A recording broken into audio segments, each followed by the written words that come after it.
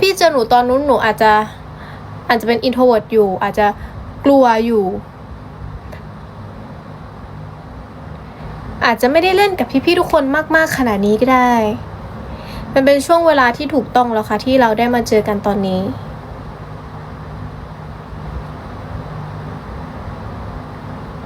อินโทรเวิร์ดกี่โมง กี่โมงเฮ้ยแต่แตงกวาเป็นคนที่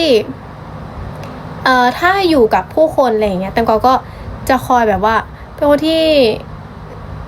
ชอบมอบความรักให้แบบว่ามอ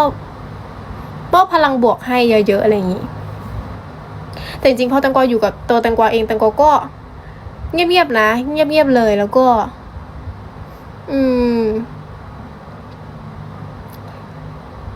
ไม่รู้ว่าพูดไม่ถูกแต่จริงๆแตงกวาก็ไม่ค่อยอันนี้กับใครนะแต่ว่าถ้าสมมติว่าต้องออกไปเจอทุกคนอะไรเงี้ยก็อยากให้แต่พลังบวกแบบว่าเรื่องดีๆให้อะไรอย่างเงี้ย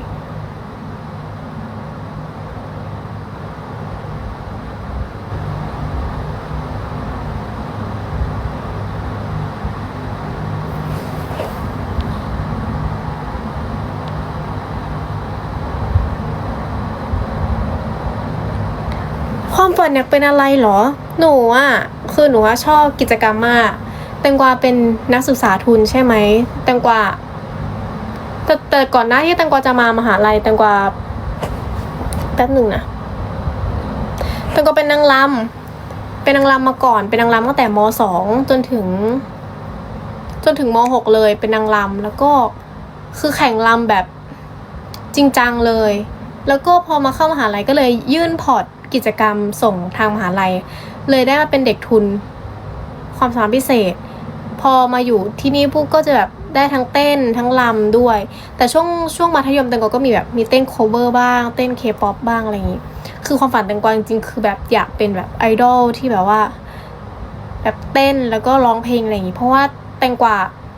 ชอบเวลาที่อยู่บนสเตจแล้วก็เต้นแล้วก็สนุกไปด้วยเพราะว่าช่วงมหาลัยหรือว่าช่วงมัธยมนี่แหละค่ะเวลาแตงกวาได้ขึ้นเวทีแล้วแตงกวาได้แบบได้เต้นได้รำได้ร้องเพลงหรือว่าอะไรเงี้ยแตงกวาจะสนุกแล้วแตงกวาก็ชอบมากยิ่งของมหาลัยแตงกวาขึ้นเวทีเห็นทั้งเบื้องหลังการซ้อมหลังสเตจเป็นยังไงเบื้องหน้าแบบว่าเต้นอะไรเป็นยังไงก็แบบรู้สึกว่าแบบมันสนุกแล้วก็น่าเรียนรู้มากๆแล้วก็คนดูประมาณแบบ 3-4 พันคนแตงกวาขึ้นไปเต้นแบบสนุกมากถึงแม้คนจะดูเลยเยอะมากแต่แตงกวาก็สนุกกับตรงนั้นก็เลยชอบตรงนั้นเลยแตงกวาได้เป็นแบบบางเพลงแตงกวาเป็นเซนเตอร์ใช่ไหมเซนเตอร์แบบเต้น5 คนบนแบบรันเวย์ที่มันแบบว่าออกมานอกพูดถูกไหมที่ออกมานอกเวทีอะไรเงี้ยแล้วก็จะติดกับคนดูมากขึ้นแตงกวาได้เป็นเซนเตอร์เปิดเพลงนั้นแล้วก็แตงกวาว่าตอนซ้อมแตงกวาก็เขินมากแต่ว่าพอได้เต้นแล้วโชว์จริงๆก็รู้สึกสนุกไปกับมันใช่แตงกวาเคยออดิชั่นด้วยนะทุกคนแต่ไม่รู้จะพูดได้ไหมแต่ว่าเคยออดิชั่นด้วยช่วงประมาณม.4 แต่ก็ตอนนั้นก็ไม่ประสบความสำเร็จนะคะตอนนั้นก็ขับรถไปกับพิษณุโลกมากรุงเทพเลยเพื่อที่จะมาออดิชั่นแล้วก็เวิร์กช็อปใช่แบบน่ารักมากคุณพ่อก็คือแบบว่าพาขับรถขึ้นมาตลอดเลยแบบเลิกเรียนเสร็จ4 โมงเก็บกระเป๋านั่งรถมากรุงเทพแล้วก็แบบว่าเพื่อที่เช้าอีกวันหนึ่งวันเสาร์เช้าไปออดิชั่นแล้วพอเราผ่านปุ๊บแสดงว่าอีกไม่นานก็ต้องขึ้นมาอีกเพื่อที่จะมีการเวิร์กช็อปอีกอะไรอย่างนี้แต่ตอนนั้นก็ไม่ผ่านนะทุกคนหลังจากที่ไม่ผ่านก็หยุดไปเกือบประมาณหยุดการออดิชั่นเกือบนานเลยหนูก็ไม่ได้ไปออดิชั่นอะไรอีกเลยจนเพิ่งมาออดิชั่นช่วงนี้แหละค่ะช่วงปี 3 ปี 4คือเริ่มมีแบบว่ามีโอกาสเข้ามาก็ได้เริ่มมีไปแต่ก็ไม่ได้ไปเยอะไปแบบจริงๆที่ไปน้องไปมาแค่2 ที่มีที่ก่อนหน้านี้ที่หนึ่งแล้วก็เป็นที่ของพี่เหนือเพราะตอนแรกไม่กล้าที่จะเริ่มมาออดิชั่นอะไรเลยแล้วก็ไม่เคยคิดว่าตัวเองจะได้เป็นนักแสดงด้วยเพราะว่าการเป็นนักแสดงคือเราเป็นผู้ดูแล้วรู้สึกว่า มันอาจจะทำได้แต่จริงๆแล้วมันยากมากๆเลยนะแตงกวาก็ไม่ค่อยกล้าที่จะแบบว่าแล้วแตงกวาคนไม่ค่อยชอบอ่านหนังสือเยอะการอ่านบทการจำบทหรือว่าการแสดงสีหน้าอะไรอย่างเงี้ยให้มันดูเป็นเรื่องจริงอะมันยากมากแตงกวาก็เลยไม่ไปแคสที่ไหนเลยเพิ่งจะมามีช่วงตอนนี้แหละค่ะปี 3 ปี 4ที่รู้สึกว่าตัวเองอะเริ่มแบบว่าเริ่มโตแหละก็เลยแบบว่าลองดูถ้าสมมติได้ขึ้นมาก็ลองดูก็โอเคแต่ถ้าไม่ได้ก็คือไม่ซีเรียสเลยไม่เป็นไรก็เลยเปิดใจในการเริ่มแคสก็แคสที่แรกก็โอเคยังไม่ตรงแคสที่2คือของพี่เหนือซึ่งของพี่เหนือตอนนั้นอ่ะก็จากที่พี่เหนือเล่านะคะว่าแตงกวาก็ได้มีการว่าโทรว่าแบบขอเลื่อนได้ไหมเพราะว่าคือแตงกวาแบบคือแตงกวาแบบไม่ได้อันนี้ขนาดนั้นอ่ะก็เลยว่าแบบขอเลื่อนได้ไหมหรือแบบถ้ามันไม่ได้จริงๆก็ไม่เป็นไรนะคะแบบถ้าไปไม่ทันจริงก็คือแบบไม่เป็นไรเลยแบบว่าตัดสิทธิ์ได้เลยแบบว่าไปไม่ทันก็คือไม่เป็นไรเลยเพราะว่าตอนนั้นคือแบบมันค่อนข้างที่จะวุ่นวายชุลมุนนิดนึงเพราะว่ามันเป็นช่วงรถติดด้วยแล้วก็แตงกวาแบบเหมือนเพิ่งทำธุระเรียนเสร็จด้วยก็เลยว่าแต่เหมือนทางแสงเหนือก็คือแบบตื้อแบบว่าแบบเดี๋ยวพี่ยืดเวลาให้อีกนิดนึงแบบมานะแบบมาเถอะแบบลองมาแคสดูแบบอยากให้มาอะไรอย่างเงี้ยก็เลยว่าโอเคงั้นพี่รอหนูแป๊บนึงนะหนูกำลังนั่งวินไปก็เลยว่าสุดท้ายก็ได้ไปแล้วก็ได้แคสวันนั้นใช่แต่ช่วงตอนเวลาที่แคสก็คือเราก็แบบนั่งอ่านบทอะไรอย่างเงี้ยคือรู้สึกว่ามันเป็นครั้งแรกแล้วมันก็เป็นอะไรที่ยากมากๆเพราะว่าการจำบทเยอะมากๆกับครั้งแรกคือแตงกวาทำไม่ได้แล้วแตงกวาไม่มีประสบแบบไม่มีความสามารถพิเศษทางด้านนี้ในการจำบทและวิเคราะห์บทได้เร็วๆอะไรอย่างนี้โอ๊ยหนูเป็นตะคริวแต่ว่าสุดท้ายก็คือเราอ่านคร่าวๆไปแต่สุดท้ายพอไปเล่นกับพี่เหนือจริงๆอะเหมือนมันไปได้เรื่อยๆของเราเองแบบว่าเราเล่นต่อกับพี่เหนือได้เองอะไรอย่างนี้แล้วก็สนุกแล้วก็เป็นคนแรกที่เขินเพราะว่าแตงกวามีแคสก่อนหน้านี้ที่เล่าให้ฟังแตงกวาก็ได้แคสเหมือนกันแต่ว่าอาจจะยังแตงกวารู้สึกว่าคาแรคเตอร์นี้หรือว่าบทนี้อาจจะยังไม่เหมาะกับแตงกวาอะไรเงี้ยแต่พอมาบทนี้ที่ได้เล่นกับพี่เหนือด้วยได้เห็นบทเห็นคาแรคเตอร์ด้วยรู้สึกว่าโอ้แบบอุ้ยมันเขินจังเลยเพราะว่าบทแรกที่อ่านก็คือให้นั่งตักแล้วก็เหมือนมีจุ๊บไหล่ใช่ไหมไม่แน่ว่าจุ๊บไหล่หรือจุ๊บอะไรสักอย่างก็มันก็เขินนะว่าแบบมันก็ตลกแล้วมันก็แบบมันมีความแบบเขินออกมาแล้วแบบพี่ที่เป็นผู้กำกับหรือว่าพี่ทีมงานก็คือก็เห็นมุมนี้แล้วแบบแบบน่ารักดีอะไรอย่างงี้คือทุกอย่างแบบมันใหม่สำหรับแตงกวามากคือแตงกวาตอนที่แตงกวามาแคสตอนนั้นแตงกวาก็ไม่คิดว่าจะได้มาถึงจุดนี้เลยแต่แตงกวาก็ทำเต็มที่นะทุกคนถึงแม้ว่าแตงกวาว่าเป็นครั้งแรกของแตงกวาก็ทำเต็มที่ตลอดเพราะแบบเราโอกาสมันไม่ได้เข้ามาหาเราได้บ่อยๆแล้วเราก็ไม่สามารถวิ่งหาโอกาสได้บ่อยๆมันไม่ได้มีโอกาสแบบนี้มาได้ง่ายๆสำหรับจริงๆแบบมันไม่รู้อ่ะก็เลยแบบโอเคลองแบบตั้งใจสักตั้งหนึ่งแล้วก็เต็มที่กับมันสนุกไปกับมันคือเราทั้งสนุกกับมันไปด้วยทุกอย่างก็เลยออกมาได้แบบว่าราบรื่นแล้วก็ไม่ค่อยแทบจะไม่ค่อยมีปัญหาอะไรเลยนะคะช่วงตอนแบบเรียนเวิร์กช็อปหรือออกกองจริงๆใช่คือพอมันถูกที่ถูกเวลามันก็เลยแบบมันก็คงคือเวลาของมันจริงๆแล้วแหละคือถ้าสมมติว่าถ้ามันแบบมันไม่รู้อะพูดไม่ถูกค่ะทุกคนคือมันถูกที่ถูกเวลาของมันแล้วจริงๆมันถึงเวลาของมันแล้วที่แบบว่าเราตั้งใจแล้วก็แต่หนูก็ไม่คิดว่าหนูอะจะได้มาแบบมาในทางสายงานแบบการแสดงด้วยแต่โอ๊ยดีใจมากแล้วก็มีเรื่องดราม่าเรื่องนึงนะว่าตอนที่หนูรู้ว่าแบบจะต้องไปแคสวันไหนหรือว่ารอผลแคสอะช่วงนั้นเป็นช่วงที่หนูกลับพิษณุโลกค่ะแล้วก็คุณย่าก็ป่วยแล้วป่วยแบบคุณย่า97แล้วค่ะ 97ใช่ก็วันนั้นช่วงปีใหม่อะไรเงี้ยช่วงปีใหม่กลับไปหาคุณย่าแล้วก็บอกคุณย่าว่าแบบว่าแบบให้ย่าแบบสู้ๆแข็งแรงนะถ้าหนูเป็นดาราหนูจะรีบกลับมาหาย่านะเพราะช่วงนั้นคือช่วงที่เรารู้แล้วว่าเรากำลังจะไปแคสเรื่องนี้แล้วก็เหมือนน่าจะไปแคสมาแล้วนะคะแต่ว่ารอผลแล้วก็คุณย่าจะเป็นคนที่ธรรมะธรรมโมมากแล้วก็บวชแล้วก็แบบรักในทางธรรมมากๆแบบว่าฟังธรรมตลอดสวดมนต์แล้วก็เคยบวชชีมาก่อนด้วยแล้วก็แต่กว่าจะชอบให้คุณย่าสวดมนต์แล้วก็เป่าหัวให้และนั่นก็คือพูดแล้วจะร้องไห้แล้วก็ครั้งนั้นก็เป็นครั้งสุดท้ายที่คุณย่าเป่าหัวให้แบบว่าให้ดังๆให้ได้เป็นดาราจริงๆก็เลยบอกคุณย่าว่าคุณย่ารอแป๊บหนึ่งนะแล้วถ้าหนูเป็นดาราแล้วหนูก็จะรีบกลับมาแต่ว่าหลังจากที่หนูกลับจากบ้านย่าไปนะคะอีกวันหนึ่งหนูขึ้นเครื่องใช่ไหมแล้วก็ทางบ้านก็โทรมาว่าคุณย่าเสียเลยพอพูดถึงแล้วคุณย่าแล้วก็ร้องไห้ตลอดเลยจะร้องไห้ตลอดเลยแบบคือแบบเราทำได้แล้วตอนนี้ก็หวังว่าคุณย่าจะรับรู้หนูก็ถือว่าเรื่องนี้แล้วก็แฟนคลับที่ได้เจอหนูเยอะครั้งนี้หนูก็คิดว่าเป็นของขวัญจากคุณย่า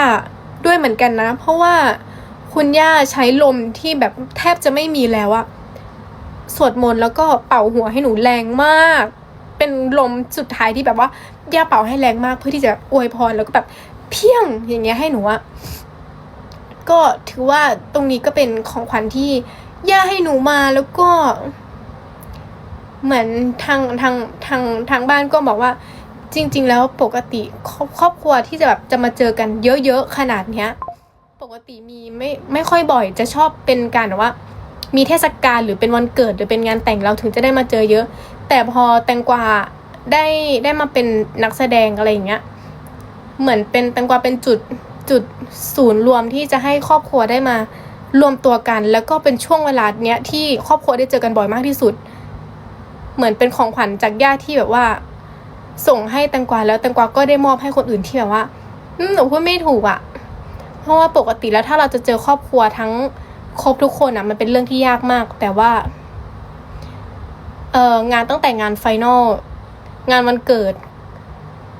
ญาติก็มาหาตลอดเลยทุกคนได้เจอกันบ่อยมากซึ่งหนูดีใจมากที่หนูว่าเป็นส่วนหนึ่งที่ทำให้ครอบครัวได้มาเจอกันครบพร้อมหน้าพร้อมตาขนาดนี้หนูถึงเซนซิทีฟเรื่องที่บ้านมากทุกคนก็เลยบอกว่าทำไมตังกวาบอกว่าพอพูดถึงพ่อกับแม่น้องสาวหนูแบบเซนซิทีฟมากแล้วก็ดีใจมากรักมากๆใช่แต่ก็ตอนที่แบบว่า Final EP ที่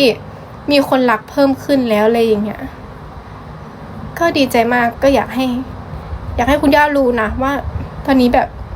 มีแฟนคลับรักเราเยอะๆคุณย่าที่หนูชอบพูดถึงบ่อยๆก็คือที่หนูชอบบอกว่าหนูชอบไปบนเขาก็คือบ้านของคุณย่านี่แหละค่ะแต่ว่าบ้านนั้นก็ไม่มีคุณย่าแล้วแต่ว่าบ้านก็ยังอยู่ค่ะแล้วก็พ่อกับแม่ก็ขึ้นไปกินข้าวแล้วก็อยู่แต่ก็ชอบไปเที่ยวบนเขามากเพราะว่าได้อยู่กับคุณย่าด้วยแต่ก็จะไม่ร้องค่ะทุกคนนึกว่าแบบฝึกในการฮึบแหละ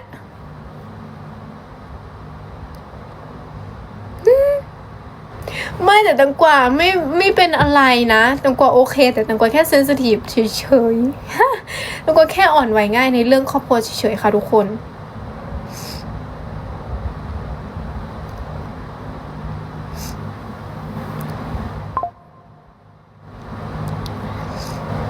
โอเคงั้นเรามาเปลี่ยนเรื่องกันดีกว่าค่ะทุกคนตะกวนหน้าแดงแล้วอะ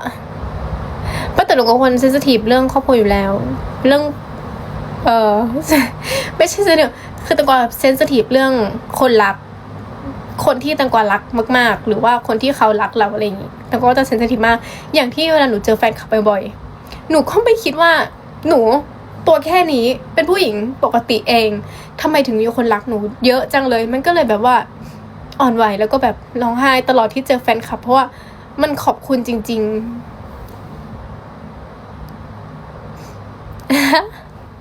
โอเคเป็นเรื่องปกตินะคะทุกคน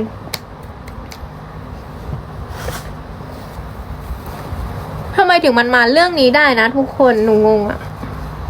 แล้วทำไมถึงหนูร้องไห้ได้เลยเนี่ย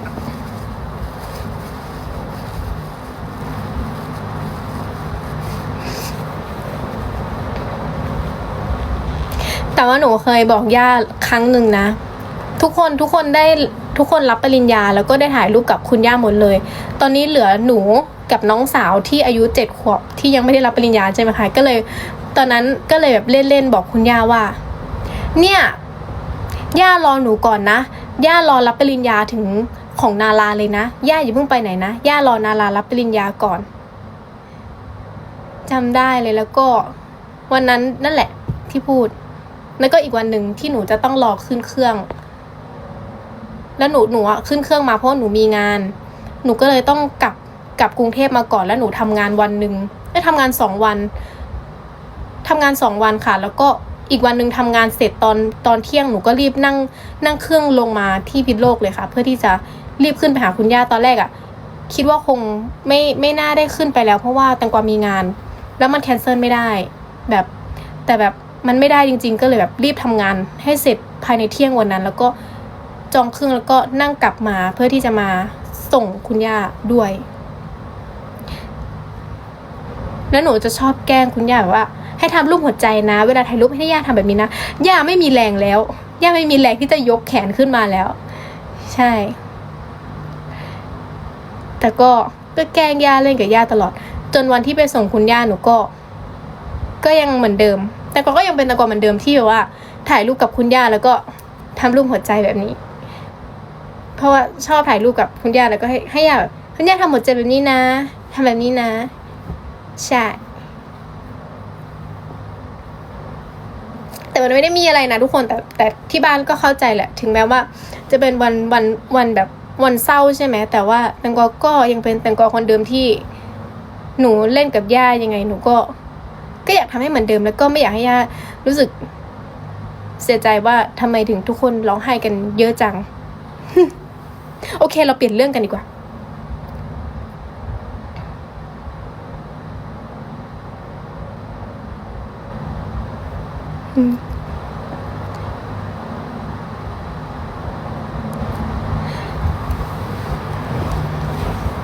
แต่คุณยายหนูยังอยู่นะคุณย่ากับคุณยายคือคนละคนกันนะคะทุกคน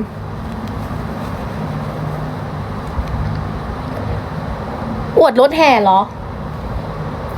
หนูเพิ่งถ่ายอวดลงในบ้านดำ Happy Birthday หรือว่าวันนี้ทุกคนอยากให้หนูเปิดเพลงไม่ใช่ Happy Birthday Good Night อยากให้หนูเปิดเพลง Good Night ทุกคนอีกไหมคะคืนนี้ TikTok ไม่แจ้งเตือนเหรอคะจริงๆแตงกวาก็แอบมาไลฟ์แบบว่าแตงกวาแบบว่าไลฟ์ปุ๊บกดไลฟ์เลยแล้วก็พี่ๆทุกคนเก่งมากเลยนะที่ทุกคนเข้ามากันเยอะมากแล้วก็เร็วขนาดนี้จะแฮปอย่างเดียวไม่ใช่ก็มันจะวันเกิดพี่เหนือไงก็เลยแบบ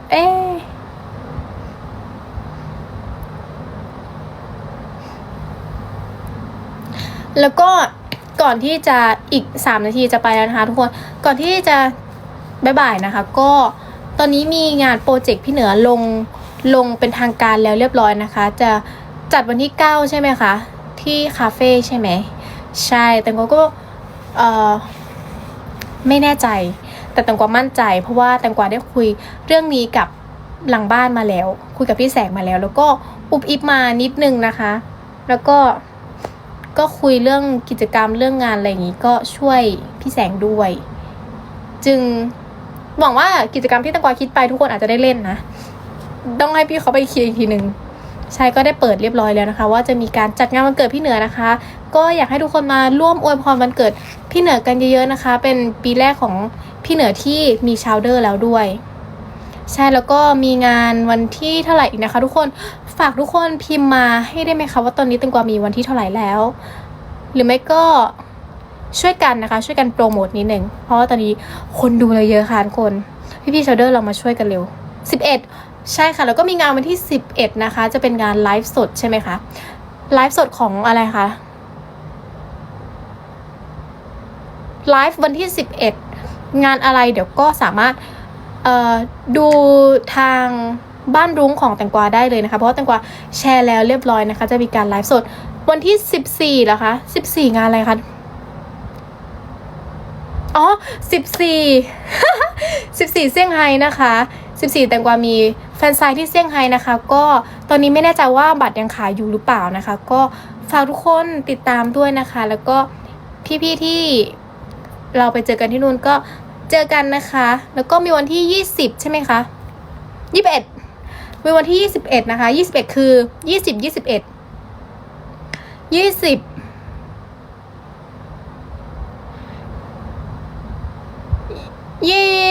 2020อะไรนะคะทุกคนคะเหลืออีก1 นาทีมีพี่บอก20ลิปอ๋อ20เป็นลิปเบสตี้นะคะแล้วก็21จะเป็น20เป็นชาร์เตอร์21เป็นชาร์เตอร์นะคะโอ้ my god งั้นเดี๋ยวหนูจะลงตารางให้ทุกคนใหม่อีกทีหนึ่งนะคะหนูมีงานวันที่9 11 14 20 21นะคะโอ้อาจจะ5ค่ะ5วันก็ฝากติดตามผลงานของพวกเราด้วยนะคะพวกเราจะไม่หายไปไหนแน่นอนมีผลงานหรือว่ามีงานให้ทุกคนได้ติดตามได้เรื่อยๆนะคะก็ฝากติดตามด้วยนะคะแล้วก็ฝากพี่เหนือด้วยนะคะพวกเราก็เต็มที่กับทุกงานเลยนะคะแล้วก็พร้อมที่จะเจอกับทุกคนมากๆเลยนะคะตอนนี้10 นาที3 ทุ่ม 10 นาทีนะคะเลขสวยนะคะสำหรับใครที่ขอเลขสวยก็นี่อาจจะเป็นเลขสวยนะคะไว้เจอกันนะคะทุกคนสวัสดีค่ะ